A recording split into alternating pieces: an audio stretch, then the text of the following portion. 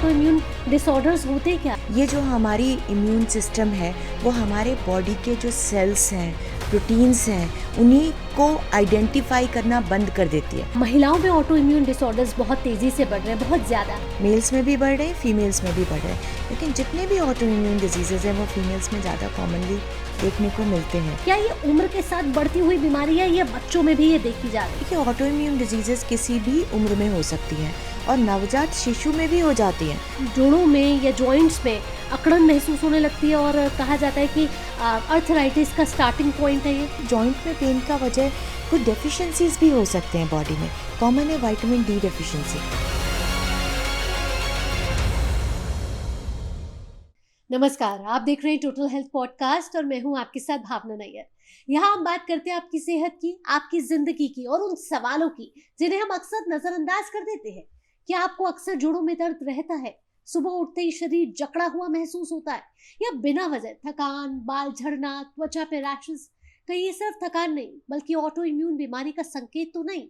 आज के समय में एक चौंकाने वाली सच्चाई सामने आ रही है। ऑटो इम्यून डिजीज तेजी से बढ़ रही है और खासकर महिलाओं में।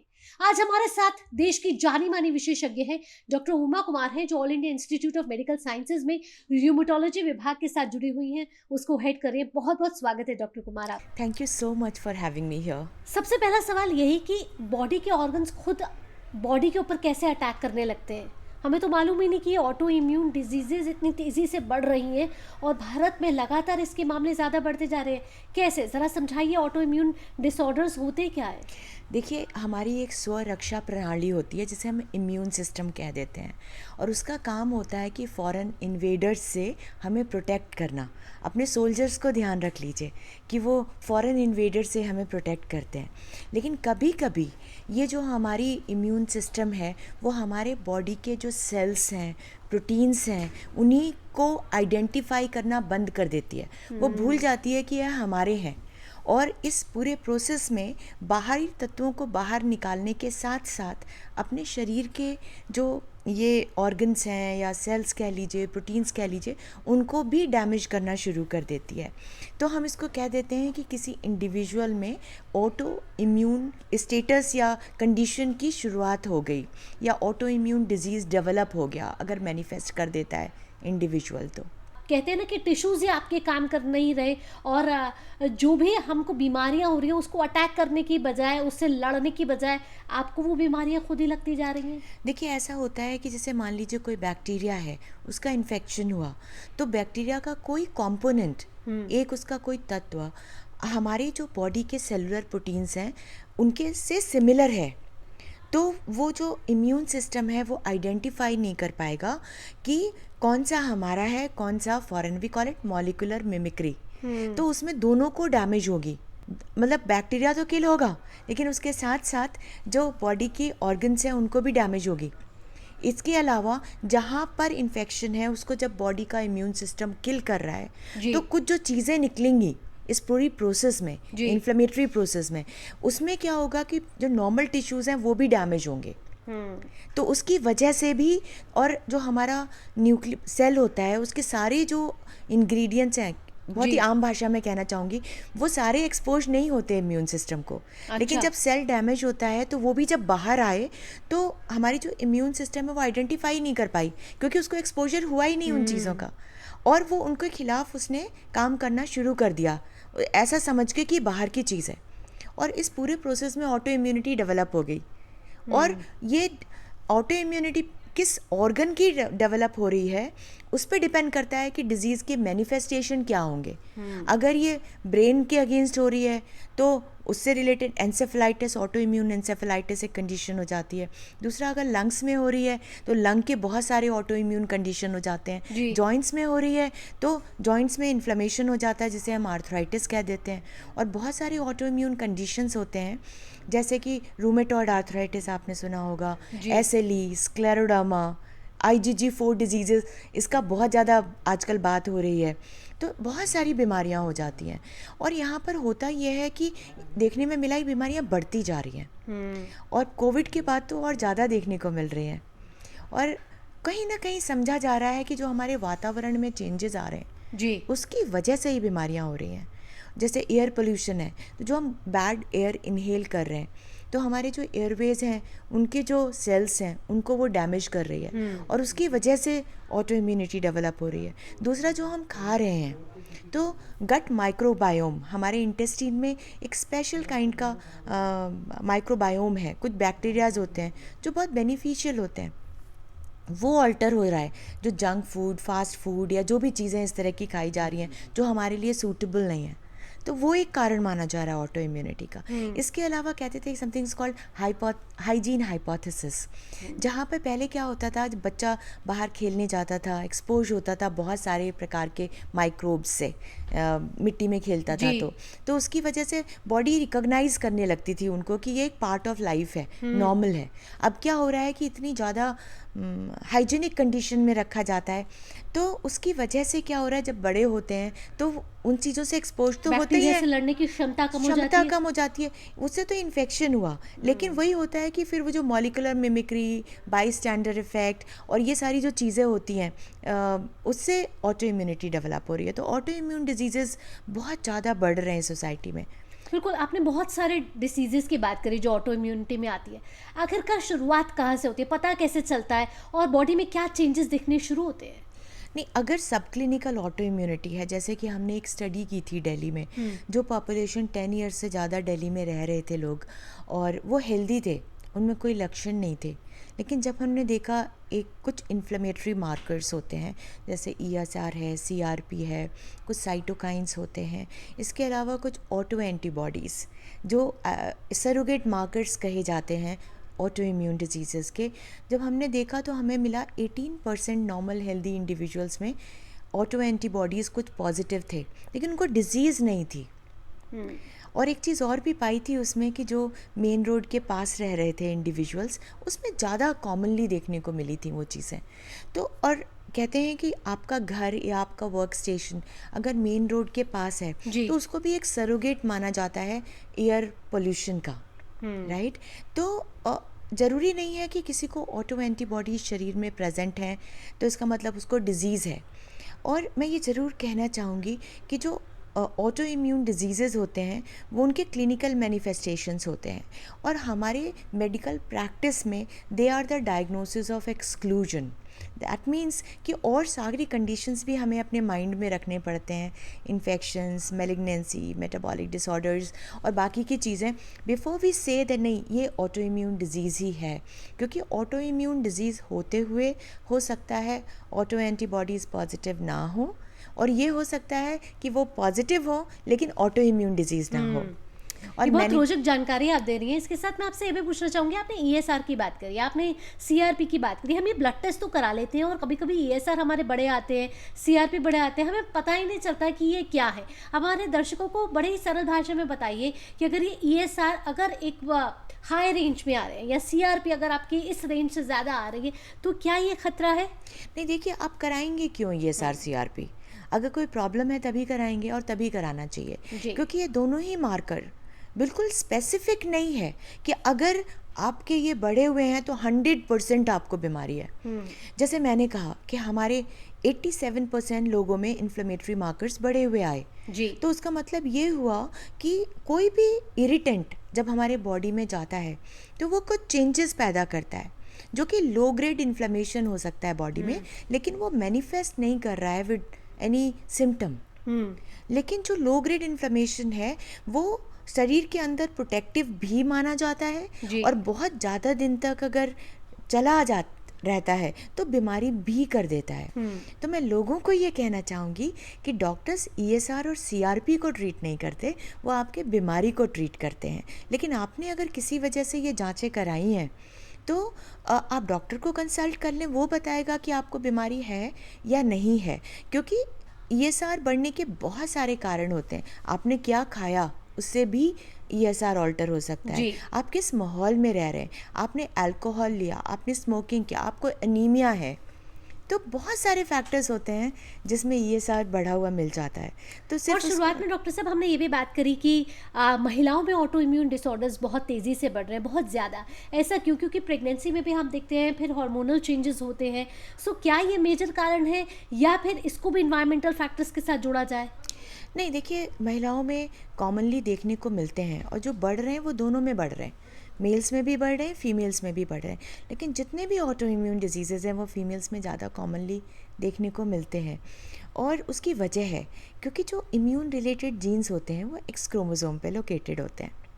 और आप जानती हैं कि फीमेल्स में डबल एक्स है, तो जी। ऐसे सिंपल टर्म्स में ये समझ लें। दूसरी चीज़, जो फीमेल सेक्स हार्मोन्स होते हैं, पर्टिकुलरली ईस्ट्रोजन, वो रिस्पॉन्सिबल होता है मेंटेनिंग इम्यूनिटी।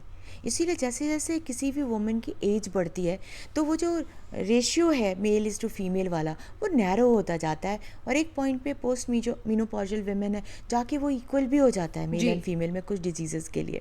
तो इन दो वजह से देख फीमेल्स में ज़्यादा कॉमनली ऑटो इम्यून डिजीज़ेस देखने को मिलते हैं। आप इसको ऐसे भी समझ सकती हैं कि कोई चीज़ बहुत रोबस्ट है, बहुत स्ट्रॉन्ग है, तो अगर जब तक आपको आपके फेवर में काम कर रही है तो वो आपको बचा रही है, Right. और जहाँ वो उसका ट्रैक मिसट्रैक हो गया तो वो आपको डैमेज भी उतना ही करेगी। इसके साथ क्या ऑटो इम्यून डिसऑर्डर्स को सिर्फ उम्र की बीमारी देखी जाए? क्योंकि कभी कभी ऐसा होता है कि वक्त बीत जाता है, पता ही नहीं चलता, सारी रिपोर्ट्स नॉर्मल आ रही होती हैं, लेकिन कभी कभी दर्द जा ही नहीं रहा होता और ये नॉर्मल आदमी के साथ डॉक्टर पहचान ही नहीं पाता कि आखिरकार आपको दिक्कत क्या है और लेट हो जाता है। तो क्या ये उम्र के साथ बढ़ती हुई बीमारी है या बच्चों में भी ये देखी जा रही है?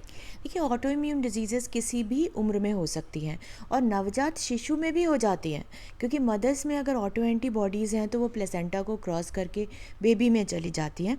और डॉक्टर साहब, क्या ये जेनेटिक है? और बड़ी भ्रांतियां इससे जुड़ी हुई हैं कि छूने से भी क्या ये बीमारियां हो जाती हैं? तो जेनेटिक है और छुआछूत की बीमारी है, ऐसा इसमें कितनी सच्चाई है?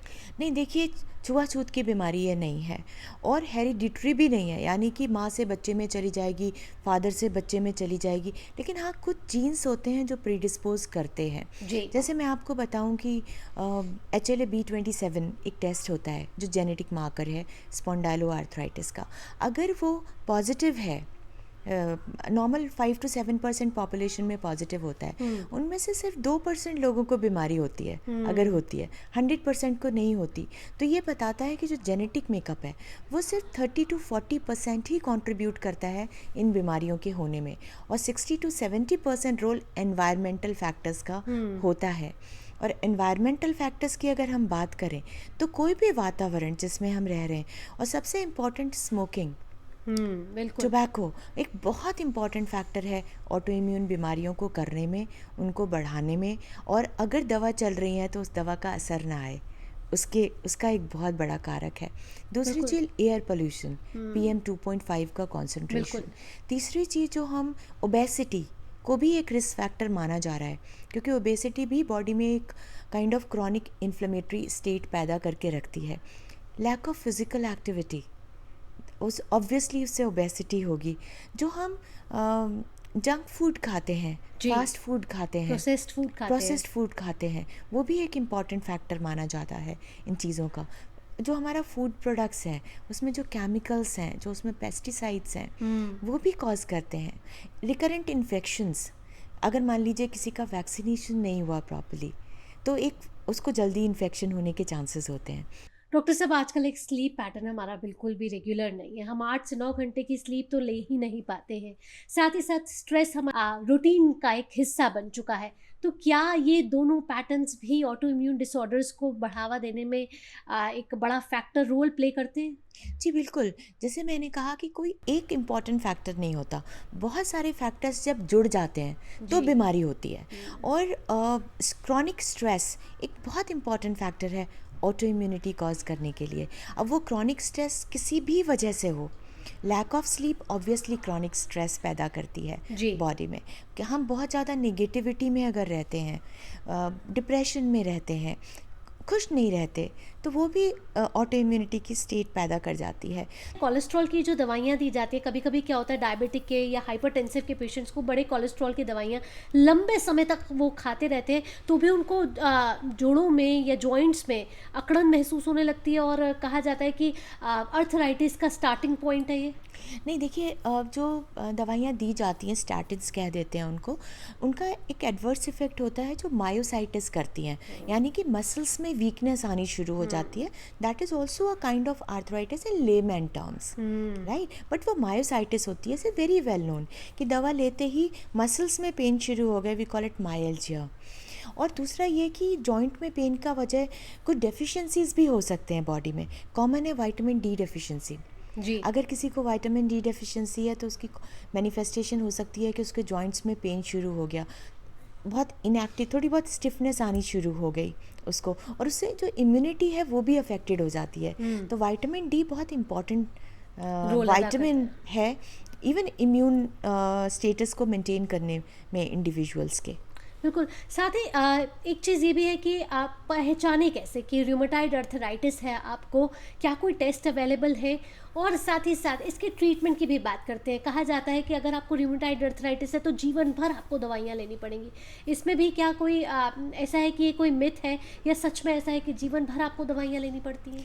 देखिए, पहली बात तो ये कि जो ये बीमारियां पहचानी कैसे जाएं, तो पब्लिक को ये पहचानना है कि उसको कोई लक्षण तो नहीं आ रहे, उसको खुद को डायग्नोज नहीं करना है, क्योंकि कई सारी बीमारियों के सिमिलर लक्षण हो सकते हैं। आर्थराइटिस रूमेटॉइड में भी हो सकती है, आर्थराइटिस एसएलई में भी हो सकती है, स्क्लेरोडर्मा में भी हो सकती है, मायोसाइटिस में भी हो सकती है, ऐसे बहुत सारे स्टेट्स में हो सकती है। लेकिन आर्थराइटिस के साथ साथ अगर किसी को बुखार हो रहा है, मुंह में छाले हो रहे हैं, आंखों में ड्राइनेस हो रही है, आंसुओं का बनना बंद हो गया, मुंह में ड्राइनेस हो रही है, डेंटल केरीज हो रहे हैं जब नहीं होने चाहिए, यंग एज में ऐसे हो रहे हैं तो, या फिर सुनने की क्षमता कम हो गई है, पेशेंट को स्किन पे रैशेस आ रहे हैं बहुत सारे, गैंग्रीन हो जाती है कभी कभी, बहुत ठंड होती है तो उंगलियों का कलर चेंज होने लगता है, जैसे बर्फ़ पे रखते हैं ना तो सफ़ेद हो गए, फिर नीले, फिर लाल, ऐसे होने लगते हैं।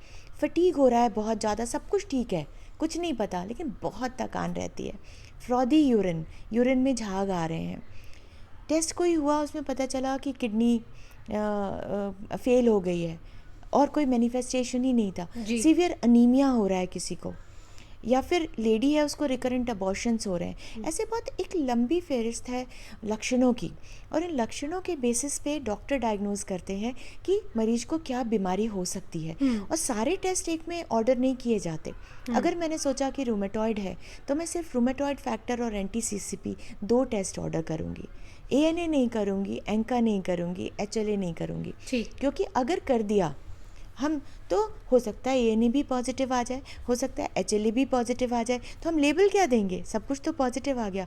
तो ये बहुत ही डॉक्टर के डिस्क्रिशन पे होता है कि कौन सा टेस्ट ऑर्डर करना है, एक चीज़। दूसरा, आपने ये कहा कि दवाइयाँ उम्र भर चलती है, ये सच है कि ऑटो इम्यून डिजीज़ की बीमारियां उम्र भर चलती है।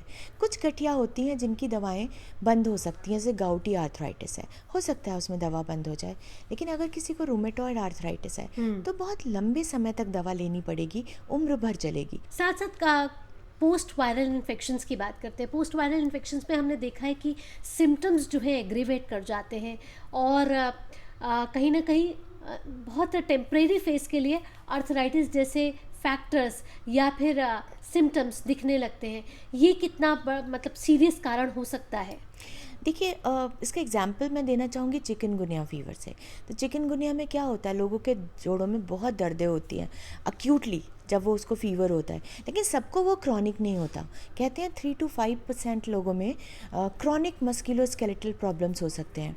तो वायरल इन्फेक्शंस एग्जिस्टिंग आर्थराइटिस को अनमास्क भी कर सकते हैं, यानी कि पहले से रूमेटॉइड मैनिफेस्ट नहीं कर रहा था, कोई भी वायरल इन्फेक्शन हुआ तो वो खुलकर सामने आ गई बीमारी जी। दूसरा, वायरल इन्फेक्शन भी आर्थराइटिस कर सकता है, वो रूमेटॉइड नहीं होगा, वो पोस्ट वायरल आर्थराइटिस होगी, है ना। लेकिन ज़्यादातर ये देखा गया है कि जो क्रॉनिक पोस्ट वायरल आर्थराइटिस होते हैं उनमें भी हमारी इम्यूनिटी ही इन्वॉल्व होती है।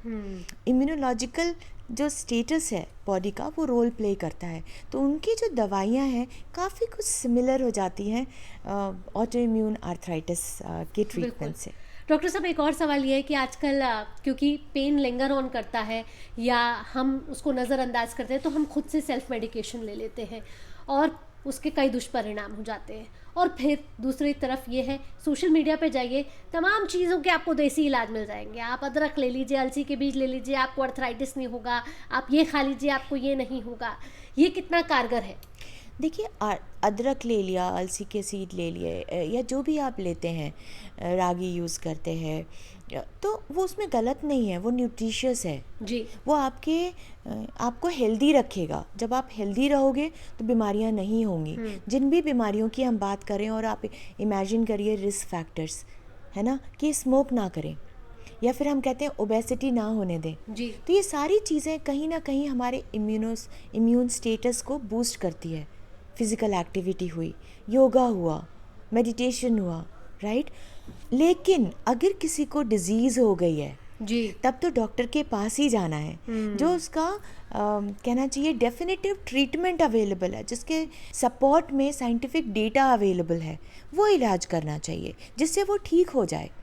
तो कहने का मतलब यह है कि पहले से आप उन सब चीज़ों को करें, अपने डाइट को ठीक रखें, फिज़िकल एक्टिविटी करते रहें, मेडिटेशन करें, योगा डाइट की करें। जब बात करें डॉक्टर साहब, आप तो डाइट में बता दीजिए आज हमारे दर्शकों को कि ऑटो इम्यून डिसऑर्डर्स ना हो, क्योंकि आपको इम्यूनिटी, आप हमेशा से कह रही हैं इम्यूनिटी स्ट्रांग नहीं थी, तो पोस्ट वायरल इन्फेक्शन में ये आर्थराइटिस बाहर निकल कर आ गया।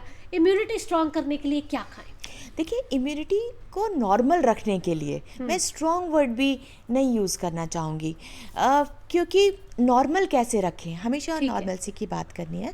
तो उसमें घर का खाना, और घर के खाने में क्या होता था, हम सब कुछ खाते थे, है ना, सीरियल्स, दालें हैं, राइस, रोटी, वेजिटेबल्स, फ्रूट्स, दूध और मिल्क प्रोडक्ट्स, दूसरे मिल्क प्रोडक्ट्स।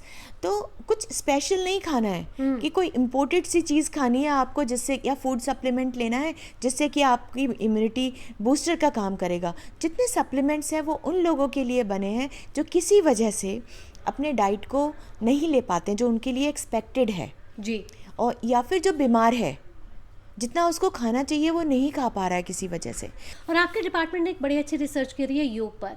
र्यूमेटोलॉजी में योग का किस तरीके से हम इन्वॉल्व कर सकते हैं, इनकॉर्पोरेट कर सकते हैं, साथ ही जो आर्थराइटिस के पेशेंट्स हैं उनके लिए फिजियोथेरेपी कितनी कारगर साबित होती है? नहीं, देखिए, जो आर्थराइटिस के पेशेंट हैं उनको फिजियोथेरेपी तब करनी है अगर कोई एडवाइस करता है, राइट। लेकिन फिजियोथेरेपी में जो एक्सरसाइजेस की अगर हम बात करें, वो तो उनको ज़रूर करनी है, क्योंकि एक्सरसाइज से जॉइंट की जो फ्लेक्सिबिलिटी है वो मेंटेन रहती है। दूसरा, जो उनके मसल्स हैं वो स्ट्रॉन्ग होंगे, और शुरू में ही हमने कहा कि मसल्स का इंपॉर्टेंट रोल होता है जॉइंट मूवमेंट में, तो दैट्स वेरी वेरी इंपॉर्टेंट। दूसरा, योग की जो हम बात करें वो इम्पॉर्टेंट है, लेकिन अगर किसी को नी की प्रॉब्लम है तो मैं नहीं कहती कि वो हल्ती पालती मार के योगा करे, वो चेयर पे बैठ के भी तो कर सकता है। तो हर चीज़ कस्टमाइज की जा सकती है पेशेंट के अनुसार, लेकिन योग एक इम्पॉर्टेंट एडजंक्ट थेरेपी है for all the people who are having any kind of problem. Arthritis के पेशेंट में ना एक बड़ा सवाल होता है, जब अगर हो गया है, डायग्नोज हो गया है, रिवर्सिबल है या पूरी ज़िंदगी आपको आर्थराइटिस रहता है? बिकॉज आपने बताया बहुत तरीके के आर्थराइटिस है, तो लोगों के मन में ये सवाल रहता है कि क्या मैं ठीक हो पाऊंगा, क्या मैं ठीक हो पाऊंगी? अगर वो ये पूछते हैं मुझसे कि क्या मैं ठीक हो पाऊंगी, मैं कहूँगी बिल्कुल ठीक हो पाओगे। 95% लोग दवाओं से बिल्कुल नॉर्मल ज़िंदगी जीते हैं। 5% ऐसी कैटेगरी होती है उसमें दवाएं हमें बहुत बदलनी पड़ती हैं, और वो पूरी तरह अपना रिस्पॉन्स भी नहीं दिखाती। और वही वजह है कि ये जो रिसर्च है, नई दवाओं की खोज है, वो चलती रहती है, उस पर फुल स्टॉप नहीं लगता कभी भी। और डॉक्टर साहब, एक और सवाल जाते जाते मैं पूछना चाहती हूँ कि क्योंकि आपने एडवांसमेंट इन टेक्नोलॉजी की बात करी, दवाओं की बात करी, कि लगातार उसमें कोई ना कोई एक अपडेट होता रहता है, एआई का कितना बड़ा रोल इसमें देखने को मिल रहा है? कहा जाता है कि र्यूमेटॉइड आर्थराइटिस या आर्थराइटिस का पता नहीं चलता, और पता चलता है तो देर हो जाती है। क्या वक्त रहते एआई के साथ मिलकर, क्या वक्त रहते पहले पता लग सकता है कि आने वाले समय में हमें कोई जोड़ों की दिक्कत होने वाली है? देखिए, डिपेंड करेगा कि एआई को हैंडल कौन कर रहा है, क्योंकि एआई असिस्ट डिवाइस है, वो ना तो डायग्नोज कर सकता है ना वो ट्रीट कर सकता है, क्योंकि मरीज कोई मशीन नहीं है जी, वो एक इंडिविजुअल है। तो जब डॉक्टर ट्रीट करता है पेशेंट को, तो वो सिर्फ उसकी बीमारी को ट्रीट नहीं करता, वो पूरे इंडिविजुअल को ट्रीट करता है। और कई बार ऐसा होता है कि मरीज आता है, डॉक्टर उसकी बात पेशेंटली सुन लेता है, आधा तो वो उससे ही ठीक हो जाता है। तो इसमें बहुत सारे फैक्टर्स काम करते हैं पेशेंट के ठीक होने में। दूसरी चीज़, वो डॉक्टर्स को एआई ऑब्वियसली हेल्प कर सकता है, क्योंकि आपका टाइम सेव कर सकता है वो, लेकिन हिस्ट्री तो डॉक्टर को ही लेनी है। ठीक है, आप फीड कर सकते हो, इट कैन हेल्प यू, लेकिन जो इंटरप्रिटेशन है वो ह्यूमन के हैंड में होना चाहिए कि वो जो सजेस्ट कर रहा है ऐसा सही है या गलत। जाते जाते डॉक्टर साहब, 5 ऐसी चीज़ें, अगर ऑटो इम्यून डिसऑर्डर है या आप गठिए से पीड़ित है, 5 ऐसी चीज़ें जो आप करें और 5 ऐसी चीज़ें जो आप ना करें। देखिए, अगर आपको ऑटो इम्यून बीमारियां हैं तो एक चीज़, आप घबराएं बिल्कुल नहीं। आप दवाएं अपनी मर्जी से ना लें, जिसमें कि पेन किलर और स्टेरॉइड शामिल है, वो डॉक्टर के प्रिस्क्रिप्शन पे लें। तीसरी चीज़, आप रेस्टलेस नाइट्स ना गुजारें, नींद लेना ज़रूरी है, ठीक है। और अब क्या करें, बीमारी है तुरंत स्पेशलिस्ट के पास जाएं, रूमेटोलॉजिस्ट अवेलेबल है तो उनके पास जाएं, नहीं है तो फिजिशियन के पास जाएं। दूसरी चीज़, जो दवाएं आपको वो दे रहे हैं और जितने टाइम के लिए दे रहे हैं उनको लगातार लें। तीसरी चीज़, कुछ मॉनिटरिंग इन्वेस्टिगेशन सजेस्ट किए जाते हैं जो दवाओं के गलत असर देखने के लिए होते हैं, उनको ज़रूर करवाएं। फिज़िकल एक्टिविटी जारी रखें और अच्छी डाइट लें, अच्छी स्लीप लें और पॉजिटिव रहें। बिल्कुल, और डॉक्टर कुमार की तरह मुस्कुराते रहें। डॉक्टर कुमार, बहुत बहुत धन्यवाद टोटल हेल्थ पॉडकास्ट में आने के लिए और इतनी महत्वपूर्ण जानकारी, ऑटो इम्यून डिसऑर्डर से इम्यूनिटी को कैसे नॉर्मल किया जाए और गठिए के कितने प्रकार और किस तरीके से उनका ट्रीटमेंट करना है, इससे जुड़ी इतनी अहम जानकारी हमारे दर्शकों तक साझा करने के लिए thank you so much. Thank you. Auto immune बीमारियां सिर्फ एक बीमारी नहीं बल्कि एक लाइफस्टाइल चेतावनी है, इसलिए हर दर्द को नज़रअंदाज करना ठीक नहीं है। खुद से दवा लेना खतरनाक हो सकता है और सही समय पर जांच आपकी ज़िंदगी बदल सकती है। सबसे ज़रूरी बात, ये बीमारी छूने से नहीं फैलती, लेकिन अनदेखी करने से ज़रूर बढ़ती है। आज के पॉडकास्ट में इतना ही। स्वस्थ रहिए, जागरूक रहिए और इसी के साथ दीजिए अनुमति। नमस्कार।